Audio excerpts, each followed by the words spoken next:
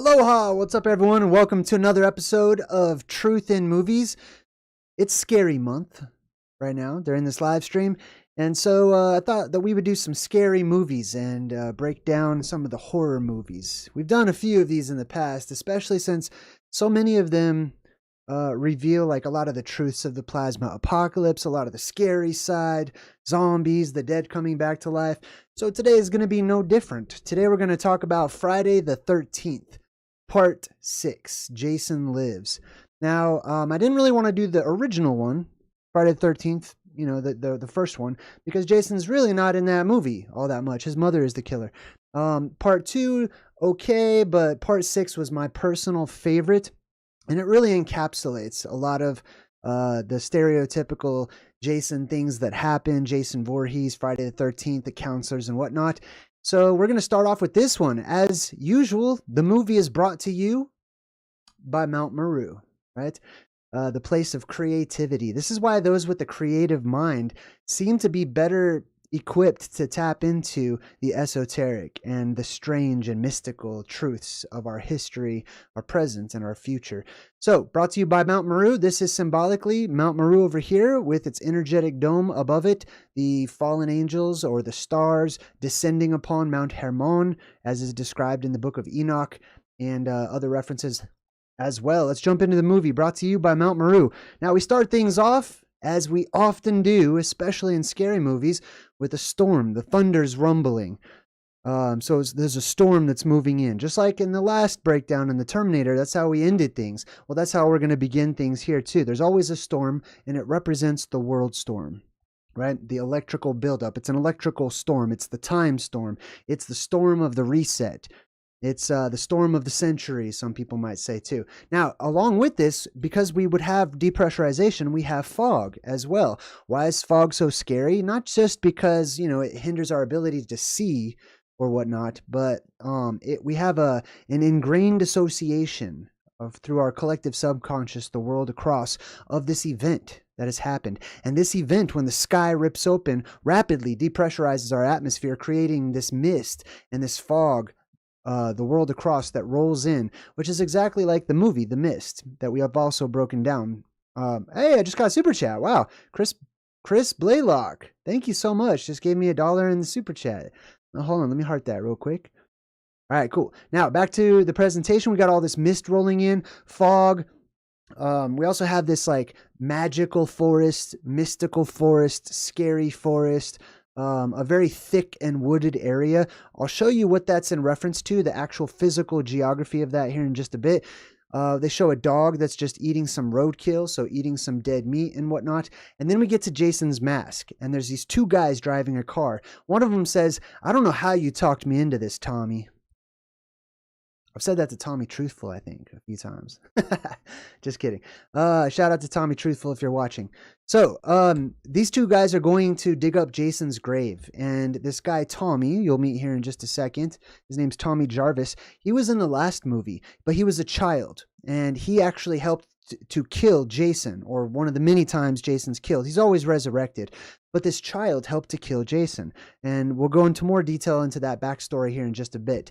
But basically, these two used to be locked up in an insane asylum.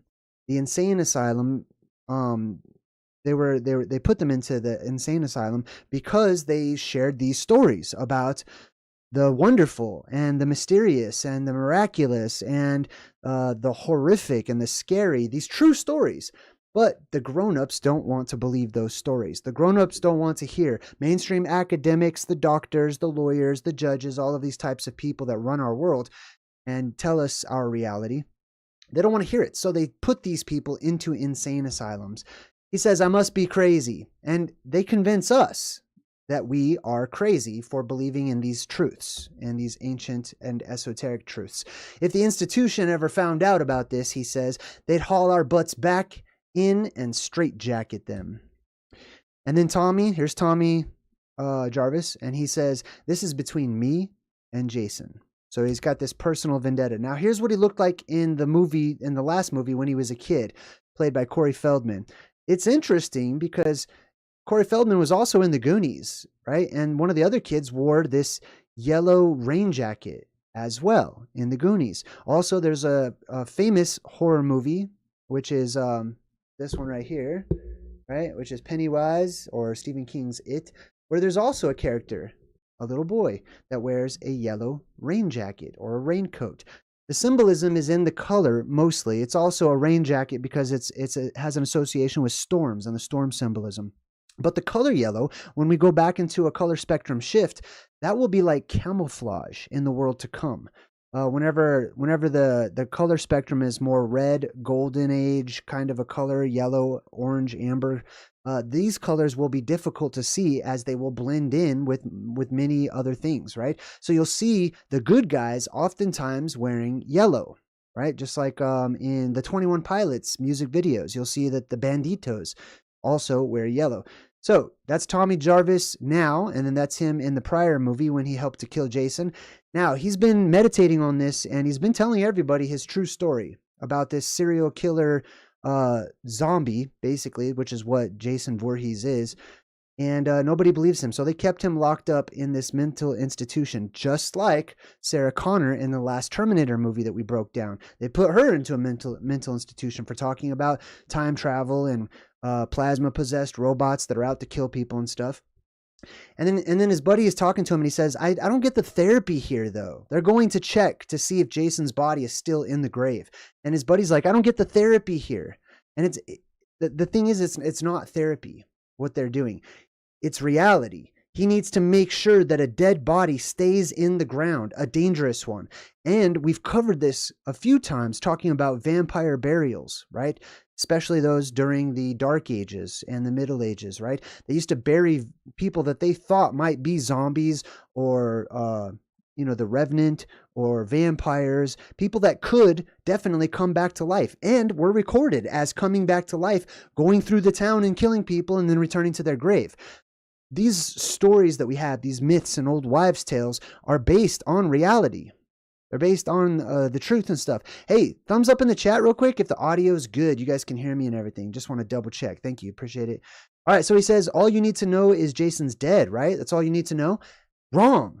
Because Jason and what he represents as a character, as far as the plasma apocalypse, there's two main characters in the plasma apocalypse that are personified time and time and time again. There's the blue beam of energy, which is typically personified as the good guy, as a healer, as something that brings fruition to the world and extends lifespans and promotes cellular regeneration and stuff, which is also symbolically portrayed as a sword and a staff and a beam and a spear and all these beams and pillars and columns. And then you have the opposite, which is the Hydra that comes down from above, which is a red spectrum, which drops down from the heavens and spreads out, because that's cosmic energy that is coming through the open firmament, right? Those are the two main characters that are personified in the movies as the protagonist and the antagonist.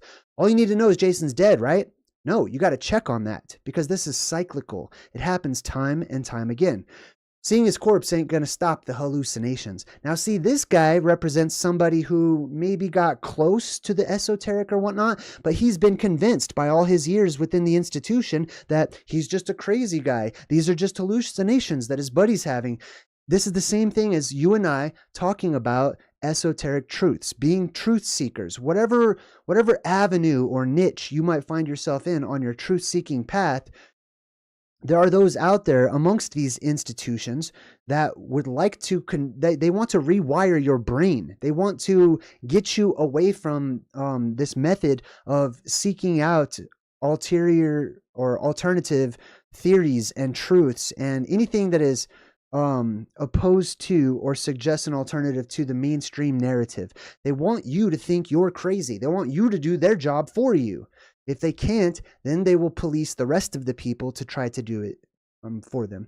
He says, seeing it won't, but destroying it will. So Tommy is saying, yeah, seeing his dead body won't do anything, but I need to destroy that dead body. This is the same thing that they used to do, the same measures they used to take with vampire burials, zombie burials, and things like that in the ancient past, is they would take preventative measures. They would re-dig up dead bodies, and they would light them on fire, and they would chop off their heads and put it between their legs. They would bury them upside down as they took their coffin to the place of burial, or the the necropolis or the graveyard, they would spin around in circles to confuse the dead body so that when it did wake back up, it didn't know where it was or how to get back home. So Tommy brings gasoline with him. He intends on setting this corpse on fire. Now they get to the graveyard. The thunder's crackling. This is the storm that's on the way. This is the world storm. The world storm and all of its subsequent parts that are involved with it during the plasma apocalypse. This regenerates the dead. It possesses robots and brings to life the inanimate. And it does all of these things that are portrayed to us as fiction and old wives' tales and myths and not true, right? So they go back through the graveyard. They're looking throughout all these tombstones. This one's interesting that it has a wreath on it, right? Wreaths were actually used a long time ago to prevent spirits from coming nearby, right? They were seen as good luck charms. This is why people hang wreaths on their door. I know this one is just, it's a cement wreath, but it's symbolic, right? Decking the halls, all of the Christmas stuff that people do, putting horseshoes or horseshoe-shaped magnets upon their doors, or in ancient biblical times, painting the door with the blood of the lamb. All these types of things help to keep the spirits away. You know what I mean? So they're going through the graveyard, past all of these different gravestones. There's also various obelisks all over the place. In many of these ancient graveyards, you'll find many obelisks. So they come upon Jason's grave. The lightning's flashing. And you can see right here, it says Jason Voorhees. So this is where they buried him last time. So he gets out a shovel and decides to dig up his dead body to make sure he's there and to make sure to burn the body, to get rid of it completely, to cremate it basically, so that the dead can't come back to life, so that they can't rise again. His buddy's like, okay, there's your proof. Boom, there's the coffin. Okay, let's go. Let's get out of here. And then he wants to make sure. So he opens it up. As he opens up the lid of the coffin, he looks, there's a disgusting smell, obviously, because there's all these gases that are coming off of a decomposing corpse and a dead body. All these maggots. Now, bugs are also something you'll see in association with evil in the movies. Oftentimes, when evil is present, which is symbolic of a strong energetic force, okay? It's electromagnetism. It stimulates the bugs to come up out of the ground, and they leave the ground, especially if the ground itself is energized or electromagnetically, amplified, I'll say. So the bugs start rising to the surface and they start crawling all over the place. Well, that's Jason Voorhees right here. He represents the dead coming back to life and somebody who is energetically amplified or being in the process of being such. His buddy is looking down at this maggot-faced corpse. It's disgusting. They brought his mask as well. So they feel like that's something that carries an energetic signature of Jason. So they're going to toss that in there and burn it as well. Now, this is Tommy in the last movie. Okay, when he was a kid, the way that he was able to get rid of Jason Voorhees was he had an intimate knowledge of horror movies. He was really into like horror movie makeup and, making himself to look like a zombie or whatever. He studied the movies. He studied all this horror and scary movie stuff. And those gave him the tools to deal with the reality when it happened. When it actually occurred. So all the people that just dismiss, all these movies and stuff, and they're just amused, which is A and then muse. Muse means think. A in some languages meant without. Okay. So without thought. If you're amused, you're not really thinking. You're just grounding yourself. You're just mindlessly chilling out and being entertained. That's it. Right. And that's okay. There's a time for that. But he took it seriously. Okay, he studied these things and it actually physically helped him in reality. It was productive, right? So he tried to dress himself up to look like Jason. This is Jason from the original when he drowns. So in the original movie, Jason's mother is the killer. She goes around trying to get revenge because the camp counselors just stood idly by while this, handicapped kid just couldn't swim, fell into the water, and he started to drown in Camp Crystal Lake, right? So, knowing this, he dressed up like him to try to distract him, and he did. Well enough that he ended up being able to kill Jason, or at least temporarily take him out of the game, we'll say. Benjamin, hey, thank you so much for the donation. Yes, so we're going to check out Friday the 13th some more. So that was Jason in Camp Crystal Lake, right? Now, His mother went around killing all of the counselors as a form of revenge. The counselors got together in part 2 and decided, or maybe it was part 1, I can't remember, but they got together and chopped off her head. And then Jason, they made it look like he was out to get revenge for them doing that to his mother. But I have a different theory about why Jason does these things. I'll share that with you in a bit. Now, Tommy gets this metal pole, this stake, you could say, this beam, this rod, okay? A lot of symbolism happening here, and he pokes it down into the grave, and he puts the stake all the way through Jason's body and stabs it all the way down, okay? We talked about this. This is what they did with the vampires. They didn't just have like a little tiny wooden stake and it needed to go through the heart or whatever. The heart's decomposing. You know what I mean? It's not always going to be there. That's cartoonification over time. That's the telephone game of truth over time and how it becomes cartoonified. It's not a little tiny, stake or a little nail and it has to go through the heart or anything. Originally, the vampires were pinned to the earth. Why? Because they would wake up and they wanted to make sure that when they did wake up, they were stuck, that they were nailed down into their coffin, or even better, through their coffin and into the earth, right? So this is exactly what we see happening in this fictitious movie that's just recreating, which is recreation, which is us playing and being in a play and a part of the play of life, right? It's being shown to us.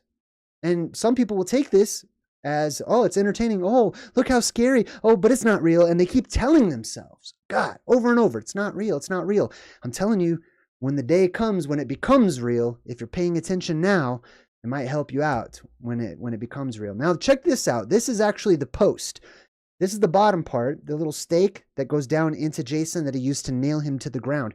But look at the top part. They purposefully left a piece of this gate, which is what it is. And it has this little half a circle on this side and a little half a circle on this side.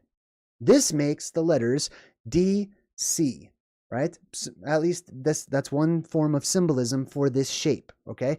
What this is it's the plasma. It's the toroidal field that comes up from that beam that shoots up into the air. It makes these legs at the bottom, and then it crisscrosses and it goes all the way back up with what's known as a Z-pinch in plasma physics, where the magnetics that are created by the plasma confine itself at its strongest point. That's called a Z-pinch, and it actually pinches the plasma and makes it smaller and smaller and smaller right in that area before it unfolds on both sides. This in the middle is the Z-pinch right here. Okay, now let me show you some examples of how this is portrayed symbolically within pop culture. This right here is the exact same thing. It's the D and the C. It's the two shapes, the two bent curves together. This one is actually, the different domes of different worlds, basically. You have the star opening up. You have an entryway into the inner earth down here. You also have this representing comic books and things of fiction, just like Mount Meru does, okay? So we have DC Comics. Marvel's no exception. Marvel is just Maru El, or the gods of El, the gods of Meru, right? Maru El or Marvel. And then we have the Hurley symbol as well. Many of you have seen me wear this symbol on my hat. I've got a Hurley hat. I've got a Hurley t-shirt and stuff. This symbol right here is the exact same thing. It's D and C. It's also the Plasma Man, the Fireman, the Light Man, the Squatter Man. It goes by many different names. And we also see this in the shape in ancient times, in antiquity, in the god known as Janus, right? The god of gates, the god of openings, the janitor of the world, the one who cleans the mess up.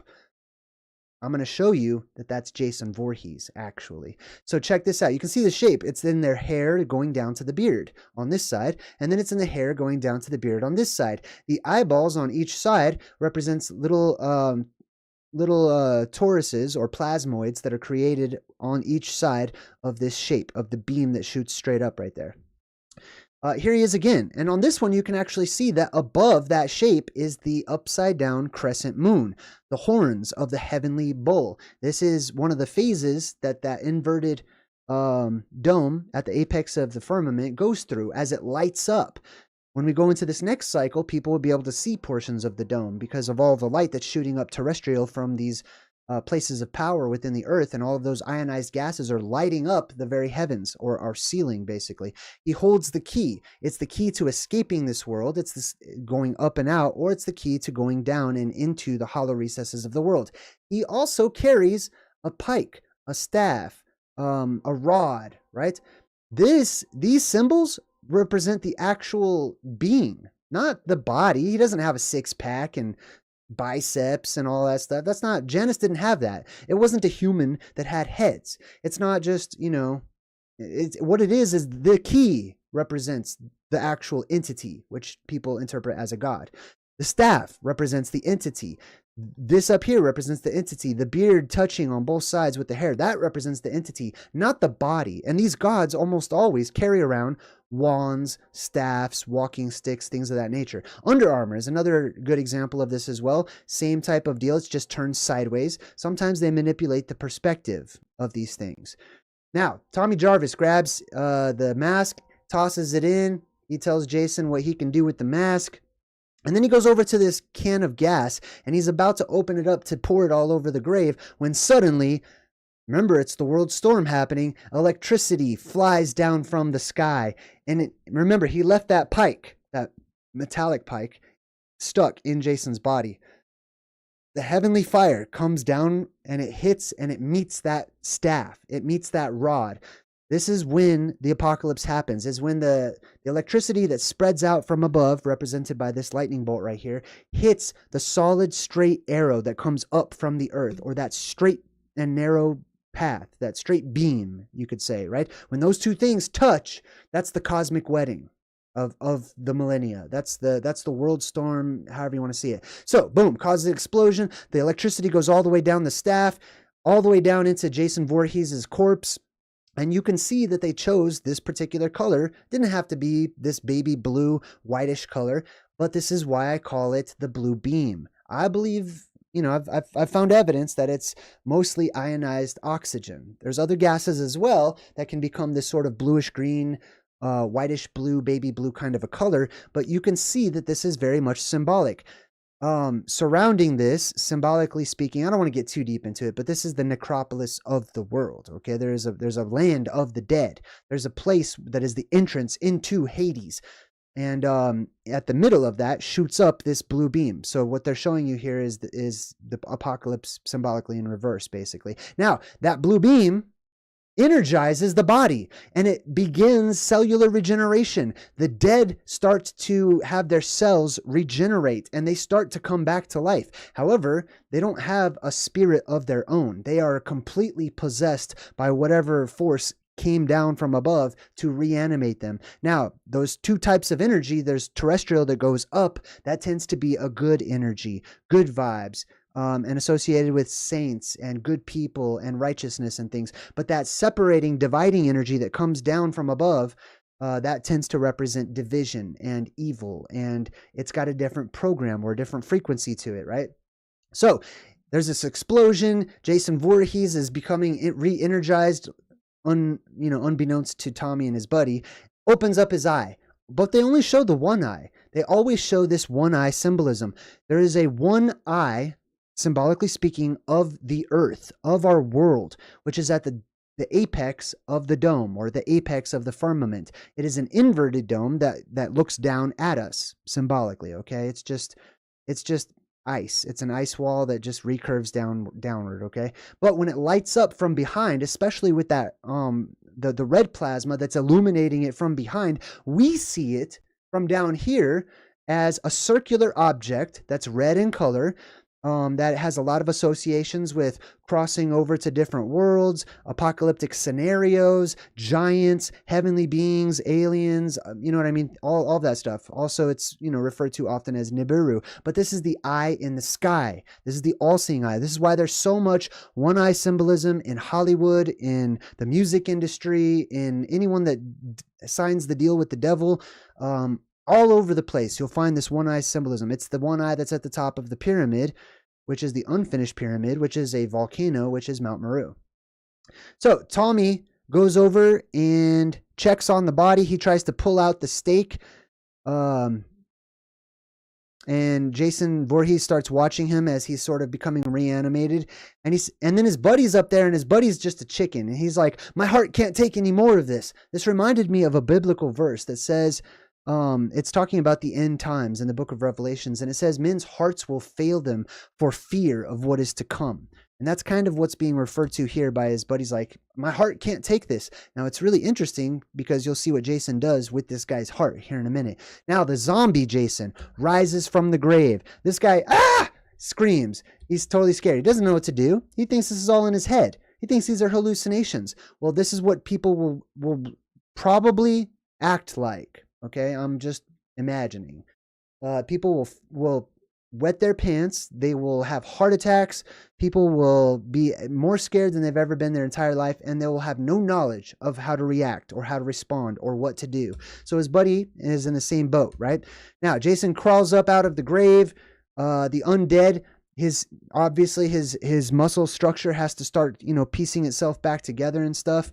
He comes up out of the grave as a zombie, and he starts coming towards Tommy Jarvis. Now, in the last movie, he didn't kill Tommy Jarvis. He had many opportunities to kill him, but Tommy was a little boy. That tells me a whole lot about this bad guy in this movie franchise. We'll come back to that thought here in just a bit. So the zombie Jason starts walking over towards Tommy. Tommy douses him with gasoline. He just stands there. Quite often, especially when he's thinking like, should I kill this guy? Do I have any reason to kill this guy? Okay. And he just stands there. He stops. He doesn't keep coming. He doesn't run after him. He doesn't try to kill him or anything. He just stands there. And then it starts to rain, so it puts out Tommy's match. Tommy was going to try to light him on fire, right? And they're all screaming. Some guy runs up behind Jason Voorhees, his buddy, and Jason reaches in. It's hard to see right here, but he actually punches through the other guy. Remember the guy who said, my heart can't take this? Jason takes his heart out of his body. Like, the dude from Indiana Jones. Om Nam Shibam, Om Nam Shibai, Om Nam Shibam, Om Nam Shibai, Fupow! And he takes out his heart, right? And this guy dies. So he kind of prophesied his own death. So Tommy's standing face to face with Jason. Jason doesn't do anything. Jason might still see him as the innocent young child that he was when he was, before he died or whatever. So Tommy takes off. He takes the opportunity to get into his truck and leave. Tommy Jarvis jumps into the truck. Jason picks up his mask, puts it right back on. What's the reason for the mask, right? Well, I've got different theories for that. One is it creates a white face, right? During the apocalypse, we also have the alien humanoids that descend from above or from the heavens. They're what I call fractal verse travelers. They look like clowns. Okay. I did an Intervening Worlds. So they start turning very pale, pasty, almost a grayish kind of a color of white, right? Which is how many movie monsters have started to be represented in the past, I'd say 20 years or 2 decades, right? Michael Myers, no exception. Jason Voorhees, there's many of them that have either white skin like that, or they put on a mask that is white in color, right? It's that Phantazoid sort of a white. And now here he is. So Jason Voorhees, now that he acts as Janus as well, right?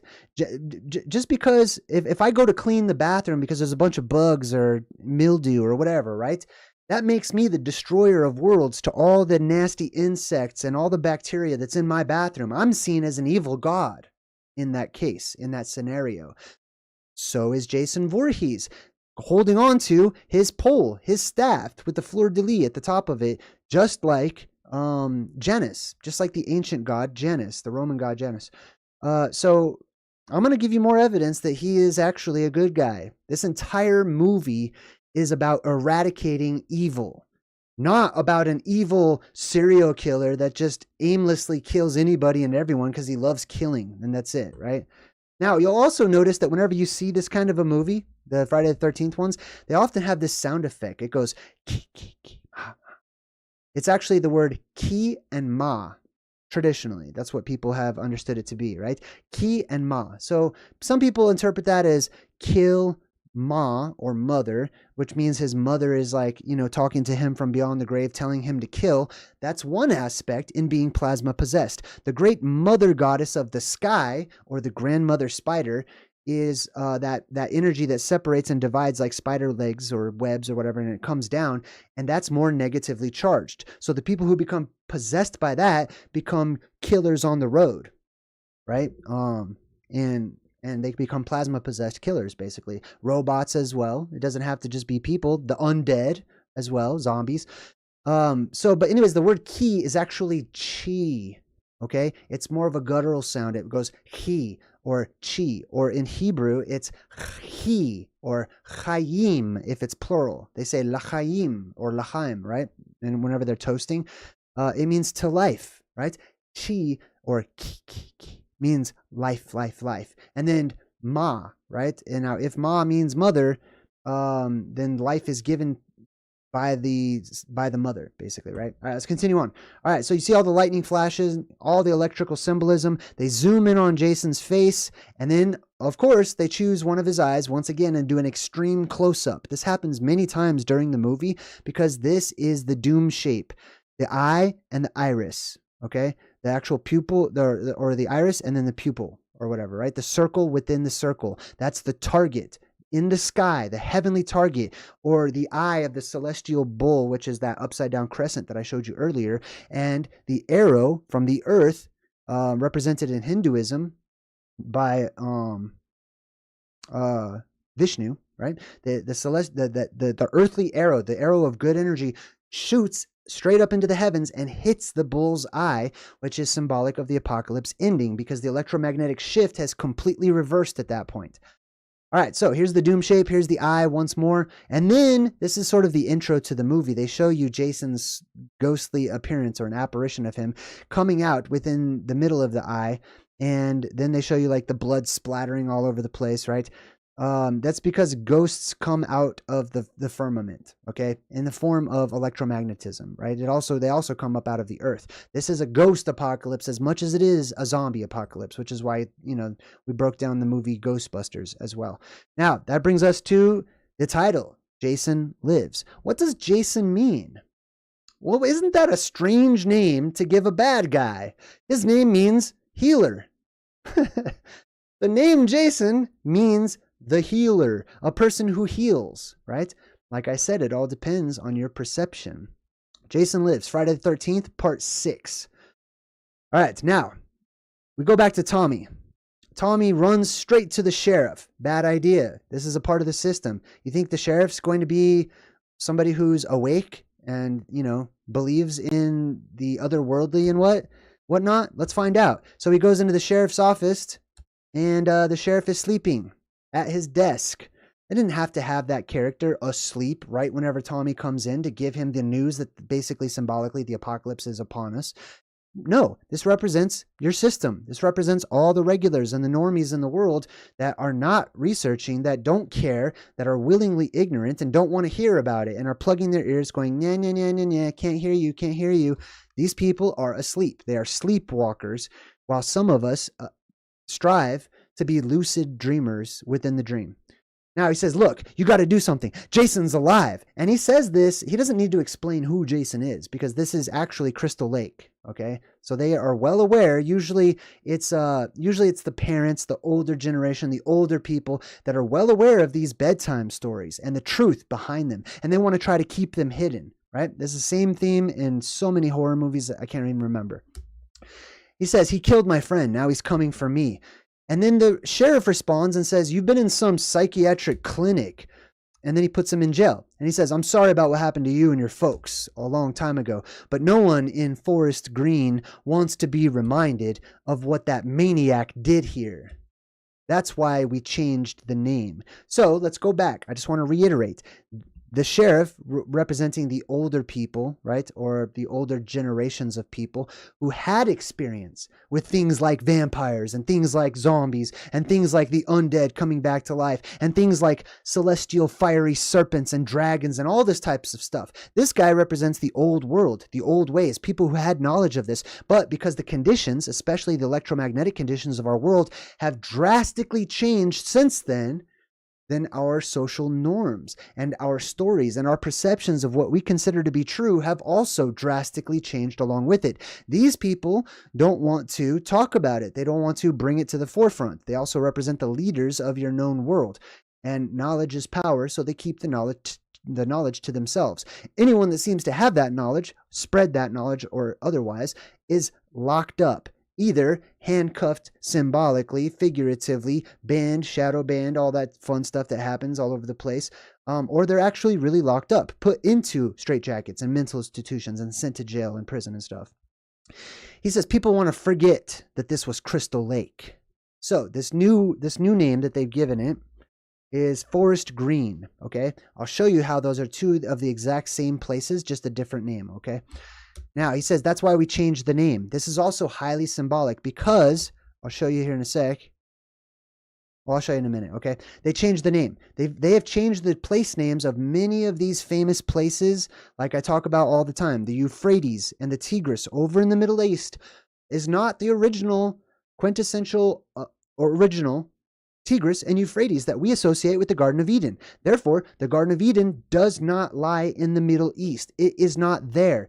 So we have to ask ourselves subsequent questions like, how about that holy country of Israel? And how about these other surrounding areas? How about Egypt? How about all these stories that we associate with those modern places? They have changed the place names and named them in honor of the original Garden of Eden, Hyperborea, and places where these people came from, right?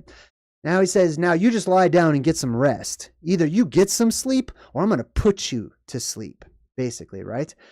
Wow. Forcing people to go to sleep, right? Forcing things upon people so that they stop thinking for themselves, so they stop researching for themselves or feeling or even having feelings at all. He wants him to go back to sleep. This guy himself was asleep at the beginning of the scene. Now he's telling Tommy, the awakened one who has the knowledge and the truth, go back to sleep. And then his buddy, the other cop, pushes him and says, take a nap, Junior. So they're really insistent that he go to sleep in his cell. Does that sound familiar to anybody? Right? Raw with Jesus? Does that sound familiar to you? Mac Furl, P. Pantera, Ryan Hill, Preston Evans, Kimberly F., Joey D. Tell me if that sounds familiar, where the system wants people to just go back to sleep, right? Kind of like, what was that guy's name? Cypher or Cyrus or whatever? I forgot his name. In the Matrix, right? He wanted to be put back into the Matrix and go back to sleep or whatever. All right, so he says, take a nap, Junior. They really emphasize and hit this point home. Go back to sleep. Stop lucid dreaming. Stop being aware in a world where all of our servants are asleep. That's how we become the masters of this world. That's how we become the masters of the universe as we travel from world to world, taking control and taking our knowledge and our equipment and stuff with us. Now, let's see. So now we're going to meet two other characters, okay? You might recognize this guy as the bad guy from Ghost. He plays a pretty good bad guy. These two are supposed to be camp counselors, and they're on their way to the old Camp Crystal Lake, which has been renamed. And he says, you admit that the sign did say Camp Forest Green, right? They're kind of lost. They're trying to find Camp Crystal Lake. And he says, with an arrow pointing this way, right? There's more arrow symbolism in conjunction with this idea of this magical forest at the top of the world. He says, then his girlfriend says, I told you we should have left a trail of breadcrumbs. This is why I do this. For these are trails of breadcrumbs left to us.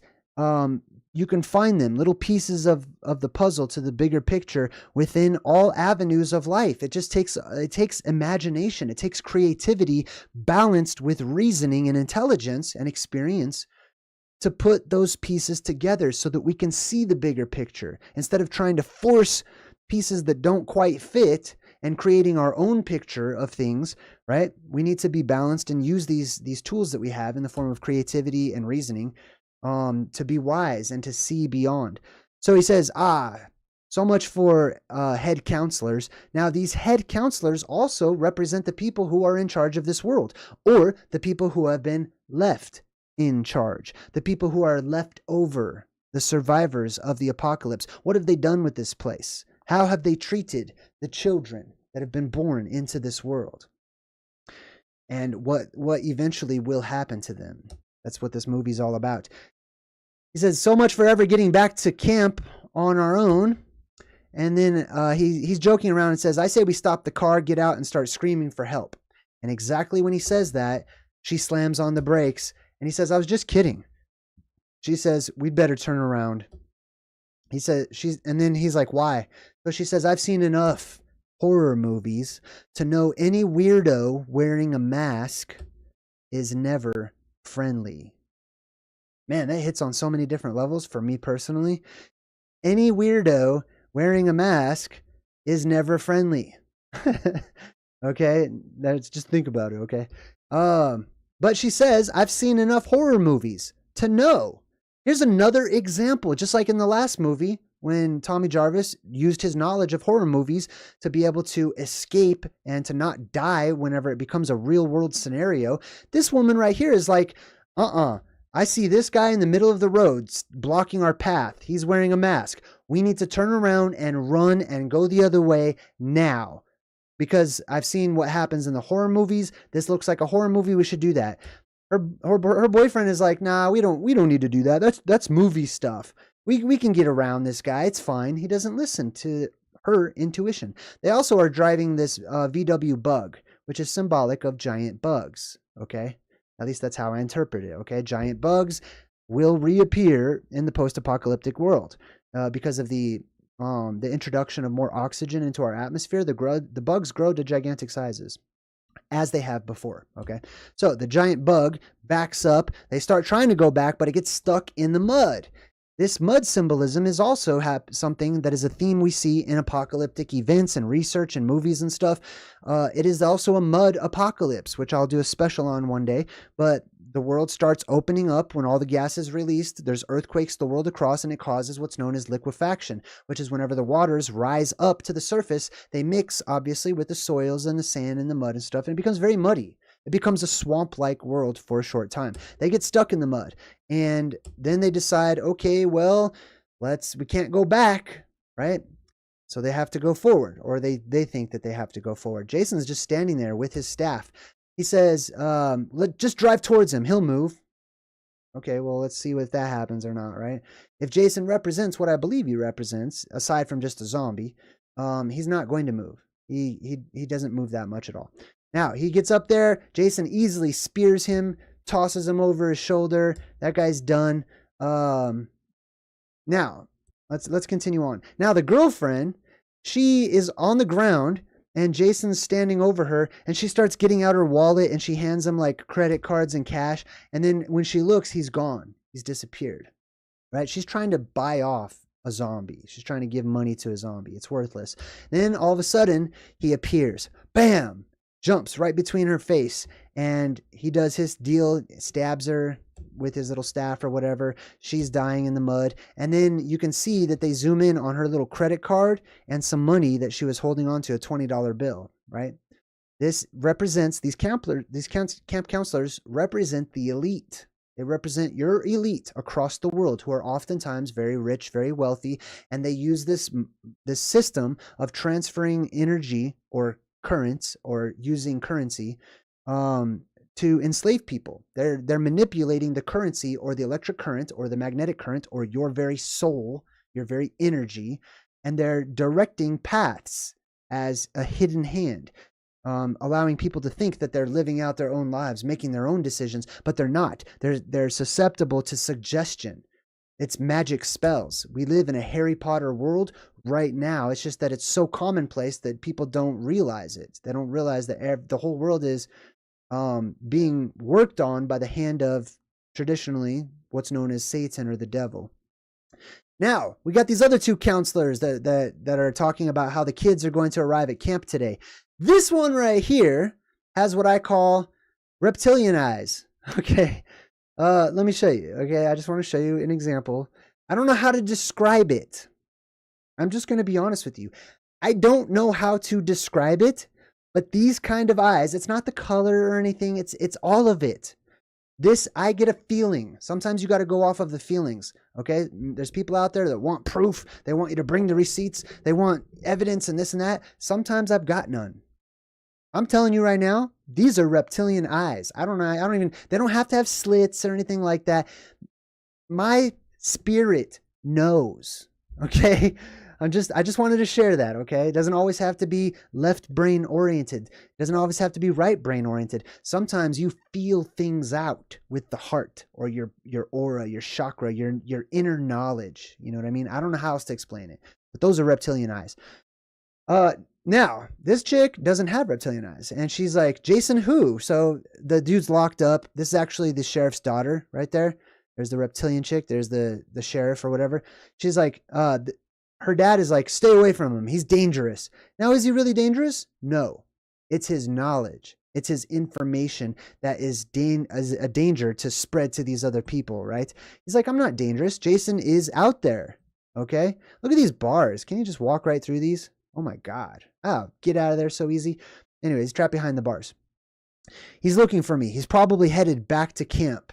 He will always return back to camp because he represents that blue beam of energy that shoots up out of the ground that is stuck in that one spot because it's coming up out of a place of power, which is Mount Meru, the plasma volcano. It doesn't just come up out of the plasma volcano and just start walking around. The plasma that descends from above looks like it can walk around and travel the world and stuff, okay? Just like within a plasma ball. And they're like, oh, you mean Jason of Camp Blood? Right? And so they've heard the bedtime stories. They've heard the rumors. They've heard the legends and whatnot. And then he's like, yes. And then the dad's like, no. The dad wants to keep the legends, the myths, a secret. He wants them to be deluded. He's a deceiver. He wants to keep everyone safe for your own safety, for your own protection. I'm going to lie to you and keep the truth from you. Well, guess what? If you're a truth seeker and you actively go and seek, or as the Bible says, if you knock, you shall find. If you put forth the work, you'll be granted the gift. I don't know how else to describe that. He says, no matter what you call it, it's still Camp Crystal Lake to Jason, right?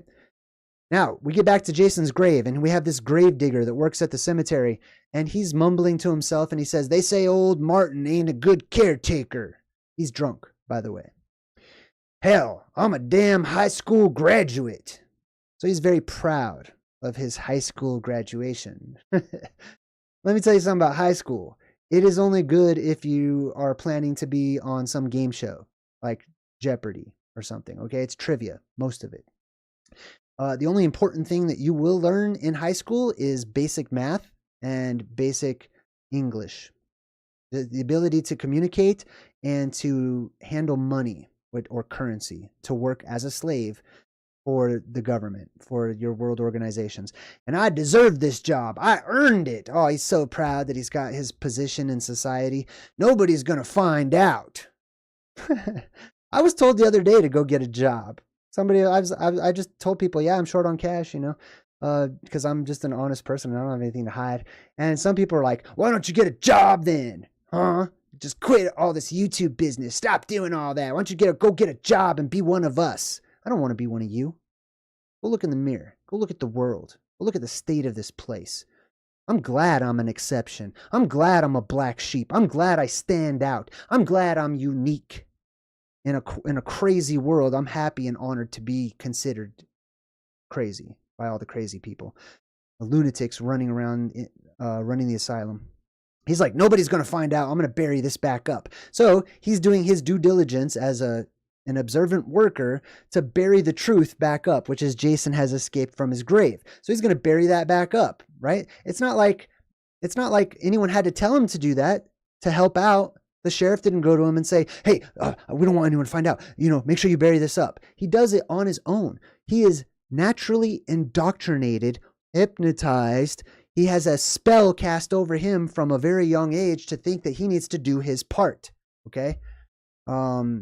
So he's automatically I'm telling you, it's an Illuminati world from birth. All right. So they don't need to just come to you and try to trick you with some deal. This is constantly, you're being bombarded with spells that will shape your path in life from a very young age. All right. Anyways, let's continue on. He says, why'd they have to go and dig up Jason? Now watch what he does. This guy's going to break the fourth wall in a movie that is not known for breaking the fourth wall. He looks right into the camera, which is when I will rewind this part and I will take note when the character looks right at the camera and starts talking like this. He says, some folks have a strange idea of entertainment. Some folks have a strange idea of entertainment. He's talking to you watching this movie. Why? Because it's all not fiction. This is all real. Every bit of it. Okay? It's been cartoonified. It's been portrayed as larger than life in some instances or whatnot. But this is based on reality that most of you have forgotten or never knew of in the first place because the sheriffs of your world are keeping it from you. Some folks have a strange idea of entertainment. That, well said, Gravekeeper. All right, now we get back to Camp Crystal Lake, which has been renamed. We'll talk about that here in a second as well. Well, let's talk about it right now, actually. Right? So they call it, what do they call this? Forest something? Camp Forest Green. Okay, so Crystal Lake has now become Forest Green. That's because it's named after this. This is the actual real place in our very real world where Camp Crystal Lake exists. This is the map of the Arctic that's drawn by Gerardus Mercator during, the Middle Ages. And these are the 4 rivers of paradise. This is Hyperborea, which is what my new book is all about. This is Eden, and these are the rivers of Eden. And this lake in the middle. Now, you'll also notice something as well. As above, so below. Above this, we have what's called the doom shape, which is the eye in the sky. This also takes the exact same shape because it's created by the same events and the same cosmology that shapes our world. It's a circle and then a circle. This is the terrestrial version of the heavenly version, right? Now, if we zoom in on this, we have Mount Meru in the very middle, or Rupus Nigra as it's called on this map, the Dark Mountain. This is the plasma volcano. This is the grave of Jason Voorhees, who rises up from the same place, dies in the same place, symbolically, Jesus, etc., and so on and so forth. Not to relate Jesus with the psycho killer or anything like that. However, the Bible does say Jesus, when he returns, is going to kill a bunch of people. And his angels with him are going to kill a bunch of people. People always leave that out, okay? Anyways, this lake all the way around is crystal clear water. It's fresh water. This lake has no impurities because the water is created by the earth itself. It doesn't have any salt or any impurities in it. And so this is a black lake, okay? The light that passes through this water has nothing to really reflect back. So the light just keeps going deeper and deeper and deeper, which makes the water really non-reflective. I mean, the surface part of it, yes, it could reflect whatever's above, which will actually give you a bloody look if our color spectrum changes and we go through a red spectrum. Then the top of the water will reflect that red, giving us wine dark seas, as it's been described by ancient historians. Anyways, this right here is the Crystal Lake. Okay, the quintessential original Crystal Lake. This is the reality behind the fictitious movie, okay? All the way around this, the land all the way around this is Hyperborea. This is the Garden of Eden. This is where everything grows in abundance and is very lush, and it is, in fact, a garden paradise. It is also a forest, a lush forest, untouched by human hands or humans at all, except for whoever may be surviving there, right? So it grows, the trees there, the plants there, they grow to gigantic proportions, huge sizes. So this becomes the renamed version. Instead of naming it after the lake, they named it after the forest. Okay. Now this girl says, well, maybe Tommy Jarvis was telling the truth. Just because our parents keep telling us that Jason was only a legend doesn't mean it's true. That hits home. That's us. Our parents are the people who rule this world and run this world. They're the people who are in charge or contain the charge right now. Okay? The legends are true. The myths are true. The old wives' tales, the nursery rhymes, all the things that we consider to be fictitious and stories and stuff, they're not. There's nothing new under the sun. They all have elements and grains of truth to them. So they're like, oh, the kids are here. Great. So all the kids start getting out of the school bus. This is symbolic of like, repopulating the world and stuff as they actually repopulate the world. Look at this chick, man. Look at what I call her? The lizard eyes? The reptilian eyes. Hold on. Let me zoom into this face here. Yeah. I don't know about that. Something's off there. All right, so he says, here they are. They're all yours. So these are all the people who are going to fill the world after the apocalypse. The counselors are the survivors, symbolically speaking. And damn. Anyways, I got other thoughts going on. All right, so he says, now we go back to these grown-ups. They're playing paintball in the forest, right? They're businessmen and whatnot. They're also world leaders, symbolically. And this guy's using his machete to clear a path. He's out there trying to find the other paintballers and stuff. He's wearing a bandana that says dead. He's a deadhead, okay?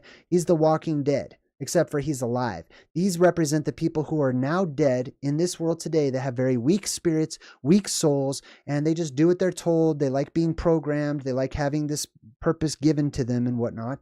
And they like making money and stuff. So these are all corporate people that are playing paintball for some reason in Camp Crystal Lake. Jason comes upon them. Guess what happens? His dead head is actually smashed into a tree and smashed into, what was the name of that? Wilson. Remember Wilson, the volleyball? Basically smashed and makes a little Wilson on this tree. So Jason kills this corporate lame. I don't know how else to say that, but good job, Jason, okay?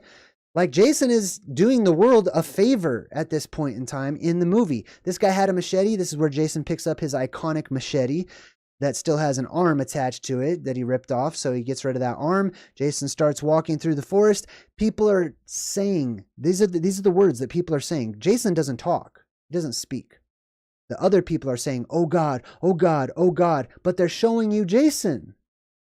This happens a lot in the movies. They will say, oh God, and then they'll show you something that people don't often associate with God. But in antiquity, they did, like Janus.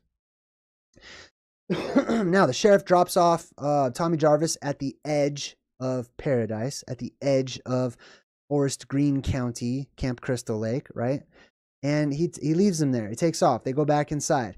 Meanwhile, we get back to this drunk groundskeeper, the cemetery groundskeeper, and he's singing this old Irish song. He says, your heart will feel no pain. Feeling no pain is a part of the apocalypse as well. As we go through cellular regeneration, we go through what I call the time of no death, right? Which is when the energy in the world is so overwhelmingly amplified from the terrestrial beams that are shooting up to the cosmic beams that come down. People cannot die, right? And people regenerate very quickly, just like Wolverine and the X-Men and all that. It's all true. So he's talking about feeling no pain. He's also getting drunk on some whiskey or something. So we'll come back to that. These people, speaking of acts that are typically considered sinful within mainstream religion, he just proposed. He gave her a ring, boyfriend and girlfriend out in the woods. She's like, oh, it's so beautiful. We're going to get married. But they're not married yet. So within the eyes of Catholicism, if they do the deed, they are sinners, right? So she says, Stephen, it's beautiful. And then they say, you thought I'd brought you up here just to, oh man. So he's playing it off like he's trying to be cool. He really wants to be with her, but he's trying to play it off. So she's like, well, I kind of owe you. Now that we're going to get married, I kind of have to hook up with you. And he's like, well, it's a messy act. I don't know. They're clearly talking about fornication, right? So he jumps on top of her. They start doing it. We get back to the drunken groundskeeper. They're really making the point, zooming in, showing you he drank that whole bottle. He's completely drunk. And then he talks to the bottle and says, darling, you're going to be the death of me. Guess who hears it? The guy tosses the bottle behind him. Jason Voorhees is right there, catches it in midair, and slashes the drunk guy to death because being drunk is a sin, right? Now, I'm just sharing this from a religious viewpoint, okay? Not that I am religious. I'm just telling you, Jason is cleaning house. He's taking care of people that he considers to be evil, people that are toxic to the world. Because this is paradise. The world is being made afresh and anew. We don't want all that toxicity into this brand new Eden type of Hyperborean world, right? No, Jason's doing his job. So they, the two lovers, they jump onto the motorcycle. They're like, oh my God, what are we going to do? Jason, bam, skewers them puts the machete right through them, takes care of them as well, right? They're trying to breed, basically, right? There used to be laws against breeding too much, especially within the elven community and stuff, but that I don't want to get us too off topic. Now, these other two say they hear a child, one of the kids in camp, screaming. So they're like, oh, you had a bad dream. And she's like, no, it wasn't a bad dream. It was real, just like on TV. When children do this all the time, this happens the world across every day, every night. Children will see things, ghosts, apparitions, monsters, or whatever, and they'll tell the parents, and the parents try to hypnotize them. The parents will say, that wasn't real. These are not the droids you're looking for, to use a Star Wars reference. They're like, okay, listen, sweetie, what's your name? Nancy. Nancy is also a shout out to to Nightmare on Elm Street, where Nancy was originally one of the girls that could not be killed or wasn't killed by Freddy Krueger, right? Also interesting, Freddy means peace, specifically my peace. Why would they name Freddy Peace and Jason the Healer? Why would they choose those names? Are they really bad guys? I don't know. I'll leave that up to you to think about. So here's Nancy originally, right? So this girl right here, the blonde, represents this blonde, which is Nancy, who avoids originally being killed by Freddy Krueger, which is this hand of God or whatever, or demonic godlike or demonic demigod. I don't know, however you want to see that, right? Now, they go to this scene where they're showing you this RV, and it's clearly bumping up and down and stuff, and it's in the fog. The song immediately after says it's just my nightmare, after they just made a Nancy reference from Nightmare on Elm Street, right? And Jason's right there. He looks over. He sees that, obviously that there's some grown-up action, some naked grown-up action happening within this RV. And he's like, huh, okay. You want to procreate again, eh? All right, let me go handle that. So he walks over to the RV as the fog and the mist are everywhere, and the lights go out. Jason pulls the plug, right? Now, Jason isn't an actual physical person in real life, although there are actual physical zombies, right? But there's not like one in particular that's named Jason or anything. It's just a bunch of zombies, okay? And many types of zombies. But he represents the events that are happening in this world, which is the electricity going out. This guy goes to investigate, and he's like, hey, look at this, right? And then the plug, obviously, it's hard to see, but the plug has been ripped out by Jason. That's because we go through an electromagnetic shift where all the electricity in the world turns off. This happened during the Carrington event, right? Whenever we had the aurora stretch way far south, which will happen again too. Jason gets into the RV. He starts killing the girl, and then he goes up to the guy. He sees him in the rearview mirror. They make a Frankenstein reference in the lyrics to the song here, which we talked about, Frankenstein being a reality as a zombie and stuff. And he takes care of this kid. He totally kills him, stands atop the RV that's on fire. Now, symbolically, this represents a bus as well. The word bus or omnibus in Latin means box, okay, or a container, right? This is the container in the woods. The cabin, which is cabinet, which is a container in the woods. This is the world on fire. I'm going to show you this. This is going to come back into play as well later on when Jason dies again. Now, Tommy Jarvis is inside of his truck. What's he doing? Is he grabbing a gun?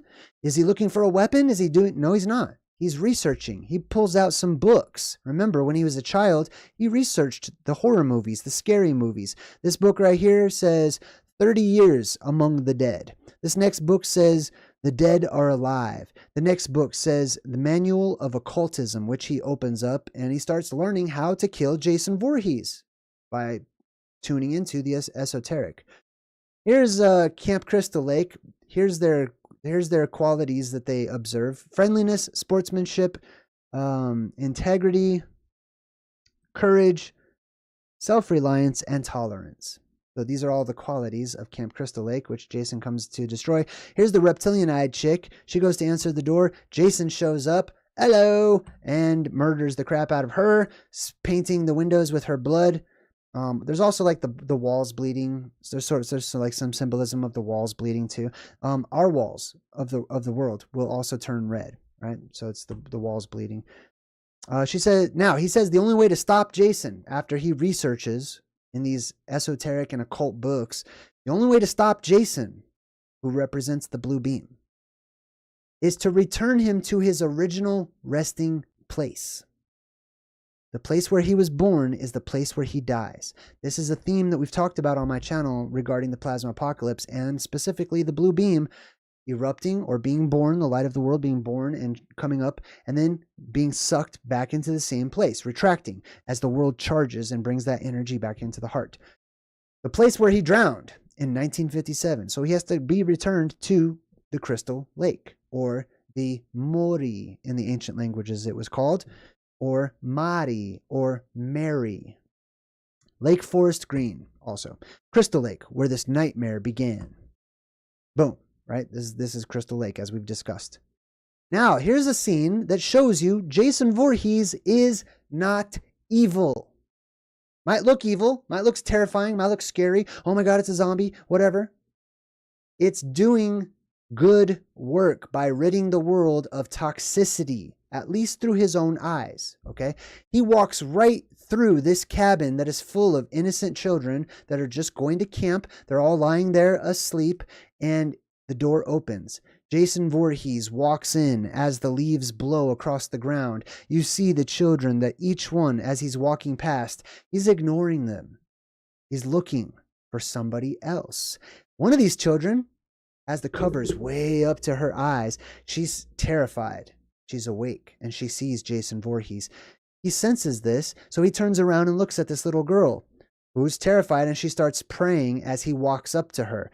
She starts saying, now I lay me down to sleep. I pray the Lord my soul shall keep. If I shall die before I wake, I pray the Lord my soul to keep, or whatever, right? She doesn't know what to do. Somebody told her to pray, right? So she does the thing that she knows to do. Now, as she finishes her little prayer, Jason goes away. Was he repelled by the prayer? No. He doesn't want to kill the innocent.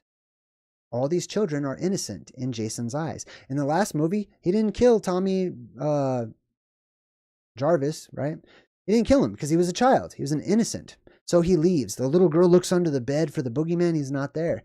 Jason is not the murdering monster that the movies portray him to be, or at least, we portray him to be in the movies. Now, he walks around. He comes face to face with the sheriff. He's got a machete right in his hands. The sheriff pulls out a gun. Did Jason intend on killing him or not? I don't know. But I can tell you that Jason's being threatened right now by the sheriff. So, because the sheriff's pointing a gun at him, Jason just stands there for a moment. And the sheriff, goes to take a shot. Jason goes to make his kill. And he gets blown away. Down on the ground, he thinks he's dead. He's not dead. He's going through cellular regeneration, just as we've talked about. So he gets back up. He pulls out the pistol. He tries shooting him in the head. Bing. Jason's unfazed, right? Now, meanwhile, Tommy Jarvis is tying a chain to a heavy rock.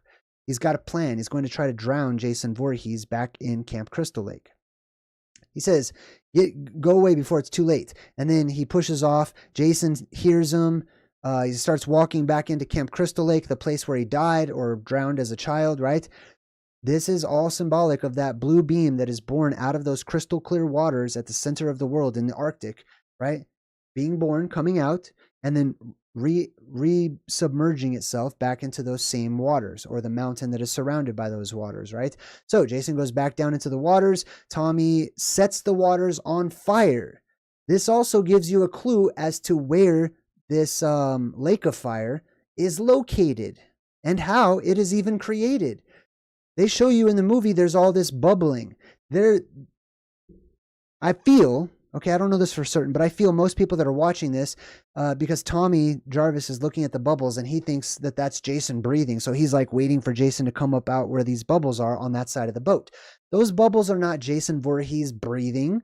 Jason Voorhees, he can just breathe underwater. He doesn't even need to breathe. Okay, he's a zombie. So these bubbles are gas that is coming out of this particular region that's symbolic of a real place, a real geography in our world. And the gases combust. They catch fire during all this, electrically charged atmosphere or whatever. And the gases are being released from the water. The gas immediately combusts and it gives us the lake of fire, right? Now, this is all symbolic also of everything that's described in the book of Revelation, as far as the beast being thrown into the lake of fire and Michael the archangel having a chain and dragging him down or whatever. So Jason catches on fire. There's a struggle between the two. Tommy's able to get the chains over and around Jason's neck, and he drops the stone, right? And the chain is attached to the stone, so Jason will be drugged down to the bottom of the lake. Over here is the old Camp Crystal Lake sign that says Camp Blood, right? Which, because the waters of the crystal clear waters reflect the red sky when we go through a red sky, and it looks like a bloody ocean, basically, right? There's also some other references too that we talk about in my Omen series. So Jason is pulled back down into the waters, right? And that's symbolic of that cleansing energy, or Janus, being pulled back down into the opening or the portal into the world, into the hollow recesses of the world. The girlfriend goes and picks up Tommy Jarvis, who she thought was dead, but he was just, he had a lot of water in his lungs. So she gives him mouth to mouth. He comes back to life. They hug. Jason, they believe, is dead. He says it's finally over. Jason is home.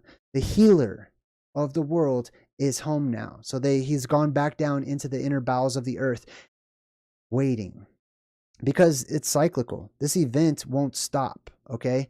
If he represents something more than just, a specific zombie named Jason Voorhees with a specific storyline or whatever, if this is telling us the story of our world and it's cyclical in nature, he can't be killed, right?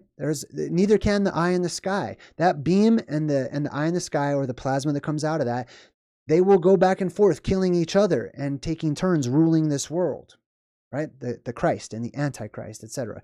And they take turns. Whoever has the charge or the electrical current of this world, whatever the majority of electrical current on the surface where we live, that will determine what age we are in.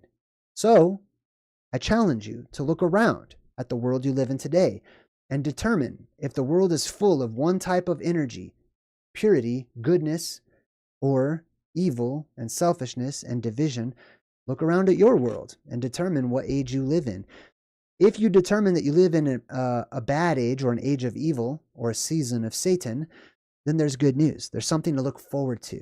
If you to look around, because I think that we live in that age, if you look around and you see, oh, it's the golden age, everything's great, everything's wonderful, everything's perfect, then you should be wise, balanced, and prepare.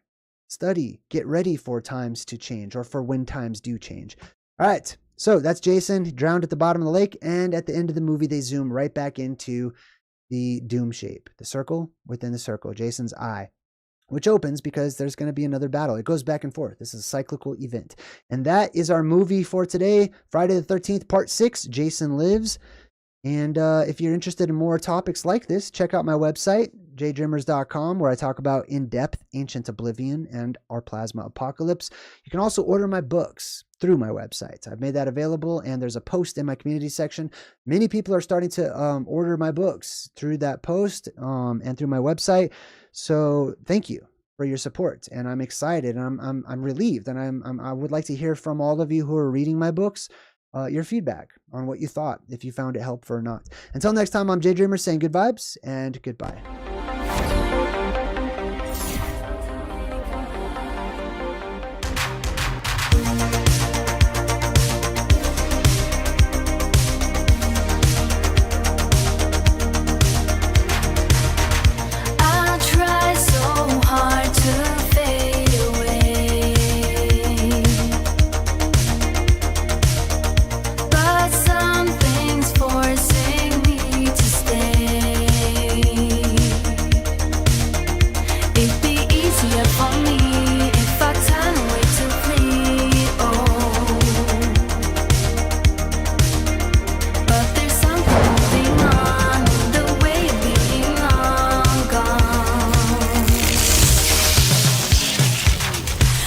So